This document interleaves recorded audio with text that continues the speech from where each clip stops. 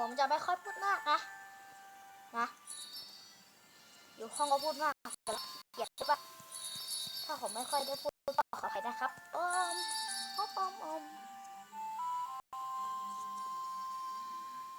ไหนดูแล้วก็นี่ถ้ามีอาการอะไรกระตุกก็ขออภัยนะครับเพราะเครื่องผมมันช้า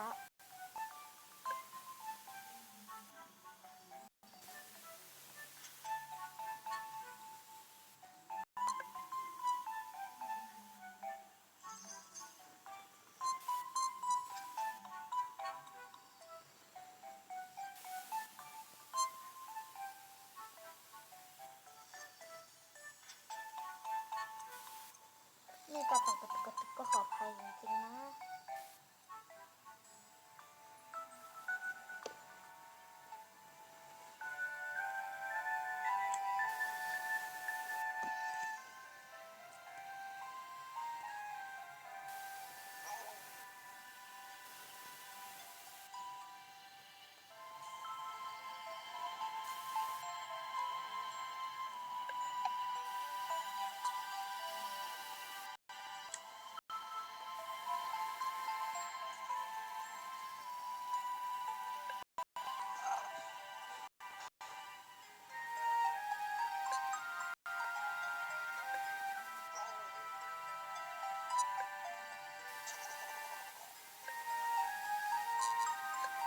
เซอร์กิ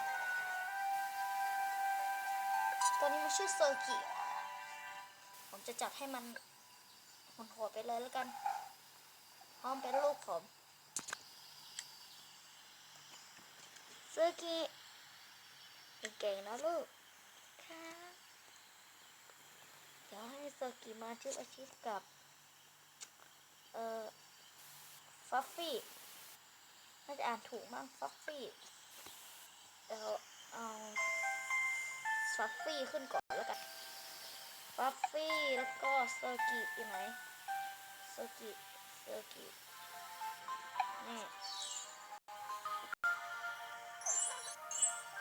กิกับฟัฟฟี่โอ้โหเหมือนมันจะเป็นแม่ลูกกันป่ะไม่รู้ช่างมันอะ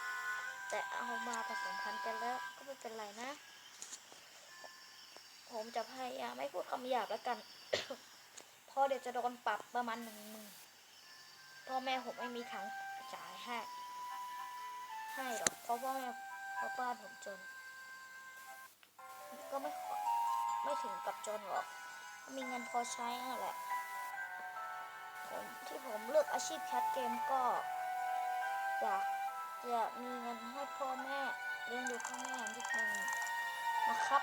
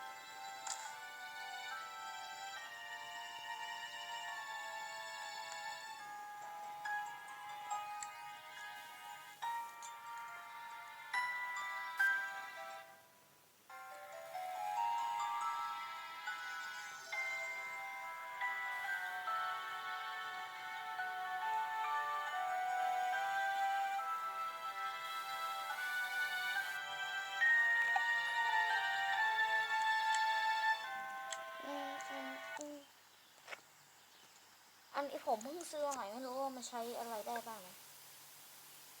อ๋อที่ผมเคยเล่นในคอม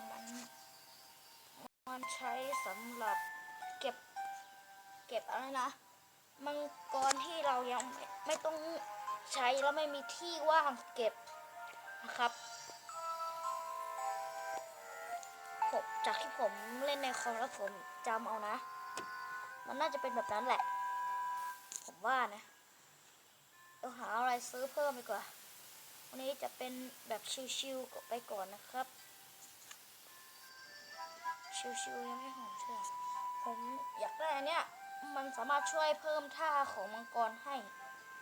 ได้ผมจะเพิ่มท่าให้โรบอกเสียเงินหลายเหมือนกันนะเอานะมากิเทมโอ้500,000ในการผมจะเก็บเงินเพื่อไอ้นี้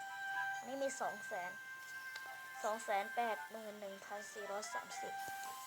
ผมจะเก็บตังค์ไว้ซื้อนั่นแหละ500,000เพราะผมอยากให้เลเวล30เร็วๆเพราะผมอยากได้อันนี้วาดากอนผสมให้เราบอกผสมพันธุ์กับแมว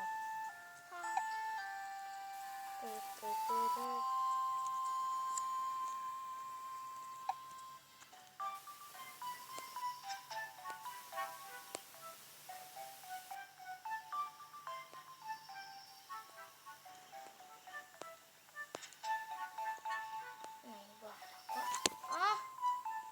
ตัวนี้เหรอผมว่าได้ตัวนั้นมาฟรีมันก็ดีกว่านี้นะเท่ากับคุ้มค่ากันรอควาย